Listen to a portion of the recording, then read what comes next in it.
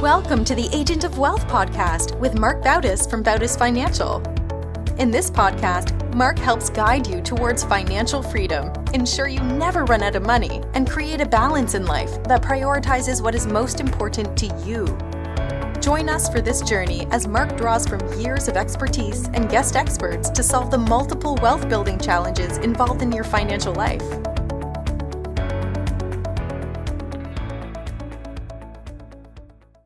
Welcome back to the Agent of Wealth. This is your host, Marc Bautis. On today's show, we brought on a special guest, Brad Sugars. Brad is the owner of the multi-million-dollar ActionCOACH, as well as the best-selling author and a keynote speaker. Brad, welcome to the show. Hey, Marc, great to be with you today. So as we're entering the new year, one of the most popular things people embark on is how they can improve their life. How can they improve their business, their wealth? And I know you created a program, 90 Days to Revolutionize Your Life. Maybe you can start off telling us, just to give us a little background about that program, how you came to create that. Yeah, look, I've been teaching business now for 20 plus years and then started teaching wealth. And when I hit 50, I sat down and said, you know what I want to do? I want to actually record everything that I can possibly teach someone. So I sat down and started teaching business. And I thought, if I do 30 minutes a day for 30 days on business, I think I can get through all 30 years of business knowledge. And it's like a fire hose, 30 minutes a day, but it gets people through that. And then I sat down and said, well, what about all of those life success principles? Because there are core principles and formulas of life success that have helped me. When I sit back and I look at ActionCOACH as a company, we have more than 1,000 offices now in 83 countries. And building an organization like that, there are certain success principles you have to learn. And so, teaching those. And then I sat down and thought, well, what about wealth? What if I could teach wealth? Because I've written books on wealth, and I even wrote a book for kids on wealth. And I thought, if I could teach that. So 30 minutes a day for 30 days on business, on life, and then on wealth. And if you combine all of them, then it's 90 days of 30 minutes a day of this Australian accent coming at you live. But my thought is this: if people want to change their life, they have to change their thinking. You can't change your life with your old thinking. Your old thinking got you to where you're at. It can't get you to where you want to go. It's the old theory of what got you here won't get you there. And so it really comes back to, I remember being lucky enough at 16 years of age to win the Rotary Youth Leadership Award in my area.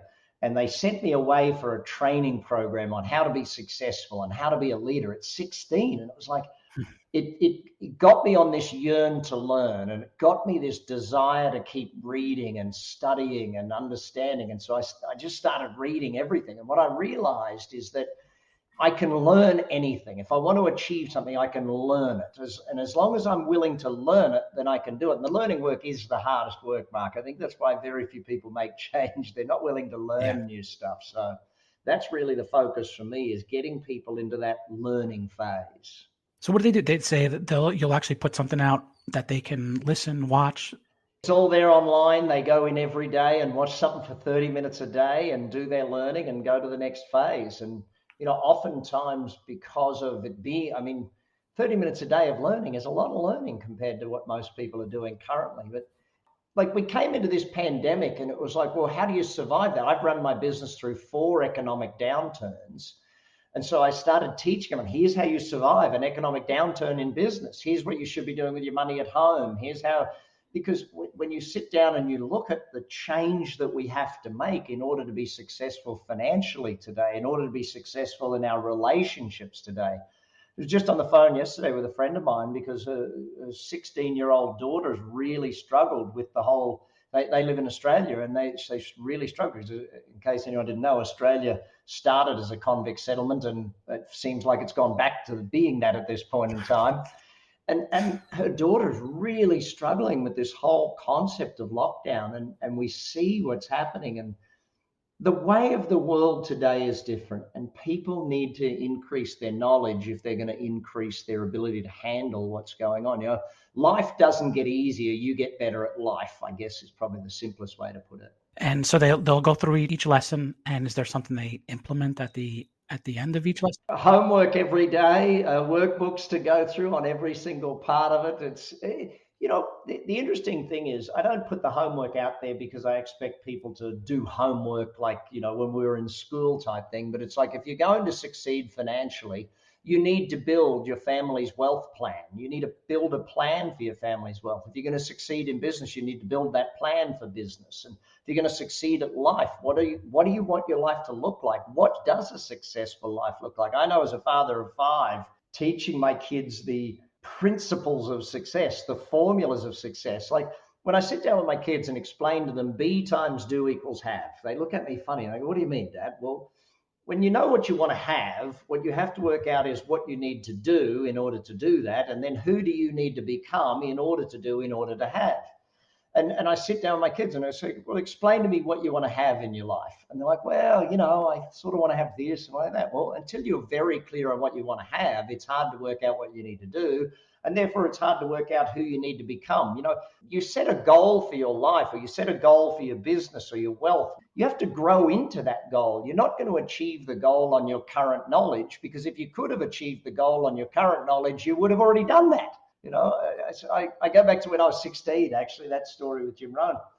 Meeting the Rotary leadership. I met Mr. Jim Rohn, E. James Rohn, at that point in time. And Mr. Rohn taught a very simple philosophy of work harder on yourself than you do on your job. And it was one of those things that really struck me as a 16-year-old.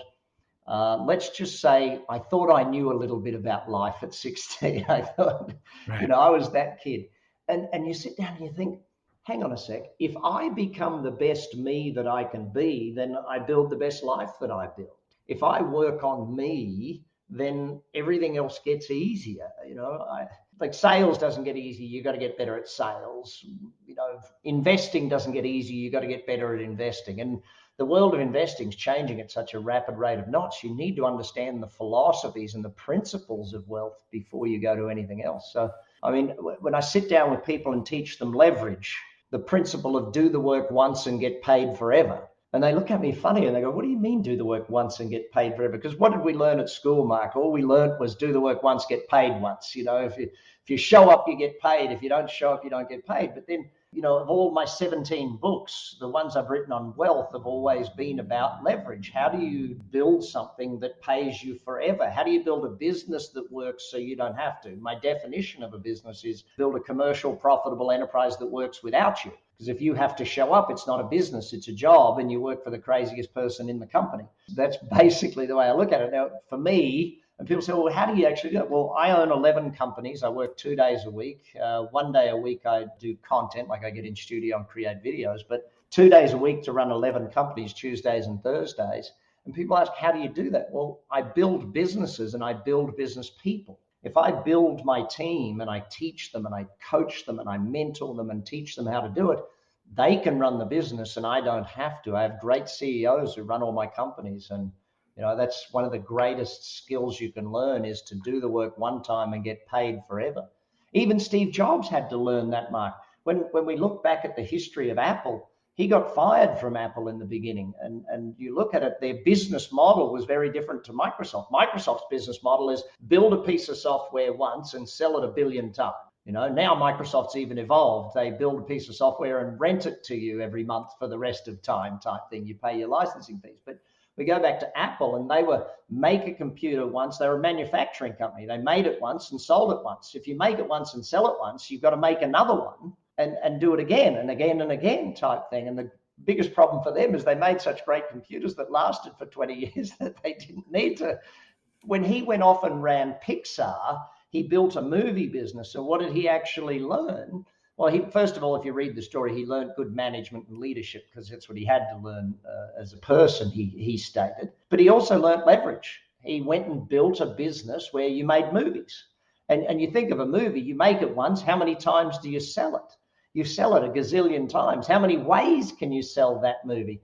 Disney bought Pixar, and if you want to look at a genius of leverage, the Disney Corporation is a genius. How many ways do they sell you the mouse? Yeah. I'm going to annoy every parent here that's listening to us, Mark. I'm going to mention one word, and they're going to see how many 100 items they have. The word is frozen. Now, if you have any young kids, you think about it, Mark, how many frozen items do you have to buy for every child? I mean, you've got to sit back and you think they've got the dolls, they've got the soundtrack, there's books on it now. They've got every dang thing. Then Frozen 2 came out and you had to buy it all again. Disney is a genius at leverage of, get the customer once and keep the customer coming back for life. I invest in real estate. Why? I buy the house once and it pays me back for the rest of time. You mentioned leverage is definitely an interesting topic from the business owner's perspective. Let's say someone's starting a company. Mm-hmm. They create this company, they create this model, and then they figure out how best can I leverage, or is it from the beginning, I want to think of it in the terms of leverage and what can I build that's leverageable to how should they approach that from what, or both angles, or is one angle better than the other? I would really hope that we could get them before they started, right, and get them thinking leverage before they started. Like, let me give you an idea, or just a simple question for everyone to think about. If you were to go into business, would you prefer to go into business in the cleaning products business where you make a cleaning product and you sell it for the rest of the time? Or would you prefer to go into business building air conditioning plants? I would prefer to go into a business where I've got a customer one time and they buy from me for the rest of time. Like, let me give you an idea. Some of my businesses, right. I have a commercial cleaning company. Why do I have a commercial cleaning company? Because you need your building cleaned every day for the rest of time. There's not we get you and then you go away type thing. It's like, do you want a pool building business or a pool cleaning business? I'd rather the pool cleaning business. Now, the customers are worth less, but they're with me for the rest of time. Their pool needs cleaning forever type thing. I used to have a dog food business, and I would joke with people, why do you have a dog food business? Because if you don't feed them, they die. You need to buy from me every day type thing. So, I would hope we could get into that beforehand, but then leverage in business needs to be looked at in three ways. One is that the product or service. Is it something that is a repeat business? Because profit in business comes from repeat business. If you don't have repeat customers, you will have very little profit in most cases. You want that repeat business over and over and over again in order to generate profits, because it costs a lot of money to buy customers. And I can come back to that point in a little while. I wrote a whole book on buying customers. But if we get the repeat business, that's one form of leverage. The second form of leverage we need to look at in our business is the actual work of the owner versus the work of the manager versus the work of the employee. The employee work in a business is the work that you do it once and get paid once. So if we say like a hair salon, I used to have hair salons, and you go in, the employees cut the hair once, the business gets paid once, cut it once, paid once, cut it once, paid once. The manager's work is do the work once and get paid long term. So a manager would do things like planning, systemization, training of staff, hiring staff, marketing, where you get a customer once who stays long term or forever type thing. So that management work is work that you do the work once and get paid long term. Owner's work is do the work once, it pays you forever. So the owner works on building a business, the manager works on running a business, and the employees work in the business type thing. Now, when you start out, you've got to do all three. I mean, when I first started in business, I was the employee, I was the manager, and I was the owner. I didn't do much owner's work in the beginning because I had to spend all my day doing employee work in the business just to make enough money. But as I did more manager's work and I did more owner's work, I built a business that ran without me, and therefore I got to build wealth through the business rather than just building cash flow through the business. So the second area of leverage we have to look at is what work are we doing? Are we doing owner's work or are we doing employees' work? If we do employees' work, guess what level of money we make? Employee level money, because we're doing employee work. Yeah, we own the business, but we don't actually own the business because it's not really a business, it's a job we created for ourselves. How easy is it to transition from that? So let's say, like you mentioned, you'd love to have that owner, manager, employee model, but it's tough when someone starts out and they might even get ingrained in each of those roles, probably focusing more of their time on the employee role, yeah, but yet they want to get to the owner role. How do you transition there? It takes time and learning. Firstly, you got to learn the skills to upgrade, because you got to learn management. You got to learn how to recruit people. You got to learn how to train people. You got to learn how, because the reason your first business is the hardest business is you got to learn it while doing it. It's the same as why is your first million the hardest million? Because you have to actually learn how to make a million before you can make a million. I mean, it's the learning is the hard part of it. But the transition, usually when you know what you're doing, once you've studied it and once you understand what that looks like, it'll take 3 to 7 years. Now, it takes that time because of the reason you could get there in 3 years, but a lot of us have built the business where we've trained our customers to deal with us like, hey, I'm the owner, always call me, I'm always here. And like, hang on, I'm the owner, I'm always here. What does that mean? I'll never get a vacation. I'm here 24/7. Like, that is the dumbest thing I could ever say to a customer. I want to train my customers to deal with my staff, not to deal with me. Right. So, it's that thing. But also we've got to emotionally grow. A lot of us start our own business because we like to be the boss and we want to be in charge and we're a bit of a control freak. And so we've got to learn to trust our people, learn to let go, learn to train them, build systems, and delegate rather than abdicate. So we've got to measure the results so we can do all this. We have to learn those phases. And it's interesting, a lot of people can do that when they're working for someone else, but when they get to their own business, there's this emotional connectivity. It's like, I was chatting with a gentleman the other day, and in his corporate career, he was a marketing manager and he had a $500,000 a year marketing budget that he was to allocate. And he ran that budget of his $500,000. In his own business, he was contemplating putting $500 towards something and he was having a hard time with it. It was like, hang on, when it was someone else's money, you just cut the check because you knew that was a good thing. But that emotional growth of being a business owner, because you're not born a business owner. You generally get into business because you're a technician of some sort. You're a good hairdresser or you're a good accountant, and so you open an accounting practice type thing, or in a hairdressing salon, or a chef opens a restaurant. No one taught you to be a business owner. No one taught you to be that person that owns and runs a business before you started. And there's a distinct difference between being a technician in your business and being a manager in your business and being an owner in your business. And that ladder of growth, I wrote about that in my book, Billionaire in Training, to teach people how does that actually work and how do we grow through it and build wealth. Because if you want wealth through business, you've got to build a saleable asset. And it becomes a saleable asset when it's something that's run by a management team rather than run by a skilled individual and generally the owner. If the owner is trying to sell the business, they have to sell it to someone that can run it. And whereas if you put it under management, now it can be sold to an investor. So you make a lot more money selling the business at that point. One of the first things to get to that level is putting systems in place. I teach in my book, The Business Coach, we go through, so as coaches, we at ActionCOACH have approximately 280,000 clients around the world that we coach as business owners and teach them how to run their business. And I'm very proud, Mark, to say that we do that in 3 communist countries as well. We do that in China, Vietnam, and Russia. I love the fact that we're teaching them to be entrepreneurs. It's a lot of fun. So, but when you sit down, I take people through in that book. When we had completed 13,000 clients, we wrote that book about this is our systematic methodology of how to grow a business. Because like baking a cake, there's a recipe.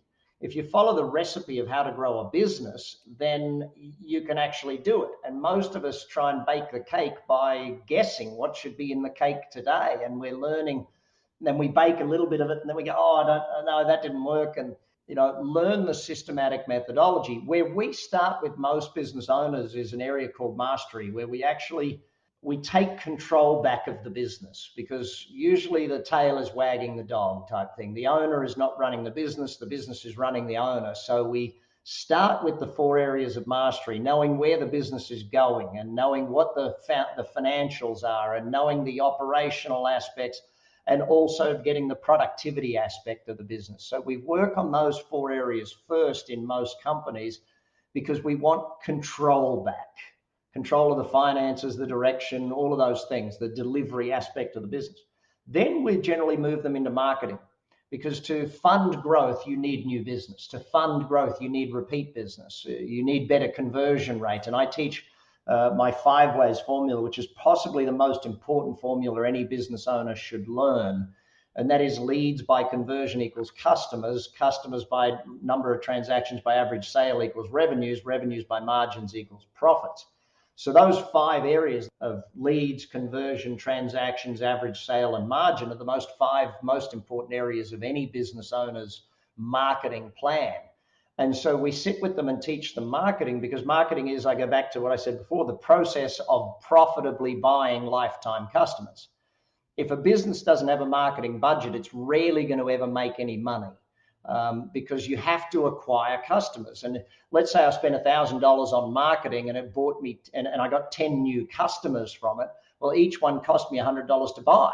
So that process of the acquisition of customers, the buying of customers, and then the repeat business process of that, and then increasing the average sale and increasing the conversion rate. Once we build that, then you go from control in mastery to then cash flow in the marketing segment of it. Then we'll move to systemization. We don't want to systematize until we've got volume of marketing, because the systems that you build for, you got a small business and you build the systems, they'll work for a small business, but as you start to add volume, you'll break those systems, and we need that to do it. Then we'll move to team building. Then we move to what we call synergy, which is once you've got a model that works. Like, you ever see that movie? What was the Ray Kroc movie called, buddy? The Founder. The Founder. So yeah. Like that. So once we get to that, we challenge people at the synergy level to say, okay, we're no longer looking at 30% growth. We're looking at 30 times growth. And that's why I wrote my latest book, Pulling Profits Out of a Hat. In that book, what we looked at is, what are the traits of a business that has exponential growth? How does a business with exponential growth happen? And so again, we broke that down into 5 core disciplines that we see in those businesses. But I challenge a lot of businesses when they hit a certain point. Ray Kroc, all he did is he found a business that the McDonald brothers had built. They'd done great mastery, they had great marketing, they'd built the systems, and they'd built the team. They had those first 4 aspects all in place. And all Ray Kroc did was say, okay, now I want to put one of these on every street corner. And that's basically what I look at. And when I buy companies today, Mark, what I'm buying, I find companies that have a great systematic methodology, but they're in like one town, or they have one office. I did one which we sold a couple of years back. It was a business down in Texas, property management business. I went in, and these 2 guys had these amazing systems. They were phenomenal at what they did. Their marketing was brilliant. Their sales strategies were really good. And they operated in Houston, Texas. And I was sitting there going, wonder what would happen if we put this everywhere. So I bought a share of the company. I coached these 2 guys, and I said, listen, let's build a plan to have, how many offices should we have across the United States and Canada? If we were to build this across US, Canada, how many offices would we build? We did all the market research, and we came back and said it was 2,200 offices. I said, great. So let's build a business with 2,200 offices. And how many offices across Texas? 138. Fantastic. Let's start by building 138 offices across Texas. Let's move to that level before we do it. Now, we were about halfway through that build, and a company out of Silicon Valley came to us and said, hey, we like your systems too. Would you mind if we buy your company? And Silicon Valley money is good money. So we said yes, but the whole concept was that thing. You build a business model that works, and then you replicate that model everywhere in the world, or everywhere in the country, or everywhere in the state, or something along those natures. No use building a great restaurant and having it only in one location. If you've built a great restaurant, why not put it in 1,000 locations if it's that good? So that's a lot of what I do today, and it's a lot of what I teach. And then finally, the level of freedom to have a business that works without you. So that's the 6 levels of how we build a business. And obviously, there's a lot of formulas and a lot of things, because that's what, one of my old accountants said to me, we should call you sucrose because you're a simple sugars. All you try and do is make everything seem simple. And that's really what I do. Like when we build a team, there's 6 keys to a winning team. I wrote a book, Instant Team Building. Here's how you build a team. I try and break everything down to the most simple way, Mark, because I find that, I agree with what Einstein said. He said, if you can't make it simple, you don't know it well enough to teach it. Makes sense. On the topic of expanding, you start with one office and you go to multiple across the country or even across US, Canada. What are the pros and cons of doing it under a franchise umbrella or just doing it under the business owner's umbrella? Franchising, it brings in capital and people. Okay, so franchising is a great methodology to bring in capital and people. But I'll give you a story of 2 guys I know that both built restaurant chains. One built it as a corporation where he raised the capital and built it as a business where they owned all of the restaurants. Now, both of them built to about 120 restaurants. one under a franchise model, one under a corporate model. The one under the corporate model and the franchise one both had approximately the same revenues and approximately the same profits. One of them sold for $120 million. The other one sold for $750 million. The franchisees retain a lot of the asset base because they bring the capital, therefore they retain a lot of the asset base. Now, I love franchising. I wrote a whole book on franchising because I love it. I've built currently 4 of my companies are franchise companies, including ActionCOACH, where we do the business coaching, because I wanted ownership on the ground. I wanted ownership locally so that we had local owners serving local businesses type thing. On the other side of it, a lot of my companies are not franchised because the capital, I would rather build the business with my own capital than bring in capital. I'd rather build with a team than build with franchise partners. But I think both of them have their benefits. I would guess if you're not willing to build more than 100 offices, I wouldn't go to franchising, or 100 stores, I wouldn't go franchising. Because you've got to remember this, once you move to franchising, you're no longer in the business of your business, you're in the franchising business, which is a whole nother set of knowledge to learn. If you're franchising a coffee shop, you might be a genius at coffee, but you've then got to go and learn franchising. That's a whole other aspect of knowledge that you want to learn to be able to do that. So it's that balancing act of those two questions, I guess. How does the mindset of the owner come into play, right? They may have this business that maybe they like, being an employee, manager, owner of it, but there's a lot of potential that's there. Maybe they think, well, expanding is just going to cause more problems, or I can't do it, or this or that. How does that mindset of the owner have to change, or should it even change? It really comes back to your goals, right? And that's where everything starts. My success formula is dreams times goals times learning times plans times action equals success. So you start with, what are your dreams? And a lot of people don't dream that big because they've been taught not to, but turn your dreams into goals. From your goals, define what you need to learn, because as I said before, you've got to grow into your goals. And so if I work with a business owner that doesn't have a dream of having a massive entity, that's fantastic. You don't have to. Now, do I want you to still build it to work without you? Yes. Why? 3 reasons. Number one day you're going to hate your business. One day you're going to wake up and go, I really don't want to go in there anymore. I really don't want to do that. And if you hate it and you keep going in, you're going to destroy it. I remember ActionCOACH was 10 years old. My chief sales officer at the time came to me at a conference that we were at, and we had all of our franchise partners there. We were in Arizona, and he came to me at the conference and he said, I think it's time for you to go. I said, yeah, I think I'm not enjoying this conference. You're right. He said, no. I think it's time for you to fire yourself as CEO. And I looked at him and said, what do you mean? He said, well, you don't like this business anymore. And I think I like it more than you, and I could probably run it better than you because you don't like it right now. And I just had a baby and the first child, and I thought, you know what? You're right. I don't need to run this anymore. I don't need to be here.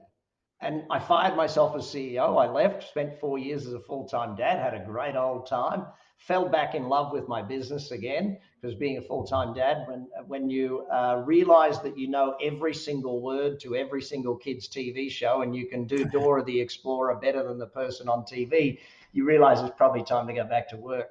The thing was, for me, I wanted to have a business that ran without me, so I had choice. At some point, you're not going to like it. The second reason I want you to have a business that runs without you is maybe something will happen that you have to not work it. Your health, someone else in the family's health. Maybe there's an issue where you just physically can't run it anymore. It better run without you or it's going to die. And the third reason I want it to run without you is so that it's at full value, so that you're actually built an asset rather than just building a cash flow stream that's dependent upon you showing up every day. And I know you mentioned the Rotary at 16 and I know times are different than they used to be, but what's the right age to start to get into this mindset of business versus getting that W-2 job, being an employee? I think of like 16-year-olds and I'm like, are they, they're in high school, they're not thinking about business, but maybe that's the right age. And maybe things are, it's getting younger and younger. This isn't taught in school and maybe it should be. How do people come across this or get it in front of them? I love to think that somewhere in the teenage years is the right years to grab a kid and get them desiring a level of success, get them desiring a level of achievement. And it doesn't matter what success or achievement means, but desiring success or achievement at some level, sporting, scholastic, something, because like my 7-year-old twins, I want them to want to succeed, but at 7, if they don't love tennis, and they don't need to be the world's best tennis player at 7. I just want them to enjoy it. Now, if at 13 they want to get serious about it, then yes, you need to be serious about it. Right. Now, if you're talking entrepreneurship, Mark, anyone can go and join, any teenager or student, 12 to 22, can go to my foundation, the Action Coach. You go to actioncoachfoundation.org, and my foundation teaches young people the principles of entrepreneurship. I believe that financially, our economies are better when we create more employers than it is when we create more employees. If I help young people want to build their own business and learn the principles of success at 16 or at 12 to 22, then I think we can grab them at that point and they can make such a massive butterfly effect difference across the world. I wrote my book, The Wealth Coach, because I wanted to teach my own kids about wealth.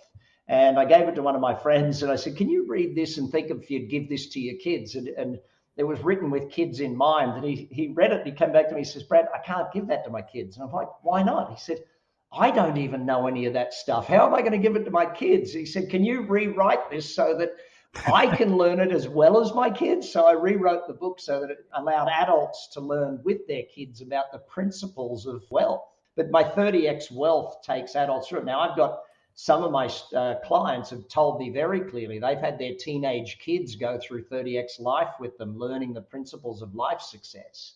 And the kids then ask, can we do the wealth one? Can we do that? And so I love teaching young people about this stuff. I think it's a passion of mine, and that's why I built my foundation, to be able to teach young people with that. And it's really interesting. I'm working with a very, very large global charitable organization that says, we want you to teach this to kids in third worlds. And I said, great, it's here online. They can all do it. And so I think it's the earlier you get someone desiring being successful, whatever that means to them, being successful as a friend, being successful in relationships. Because again, relationships, you've got to learn relationships. You can't just magically have them happen. It's like when my wife told me we were having twins, it's like, okay, I'm stunned, Mark, the number of people that have kids that have never read a book on parenting.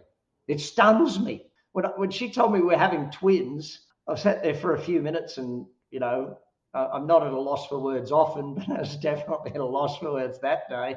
And it was like, Amazon, books on how to raise twins, please send them now. So I just had to read and study.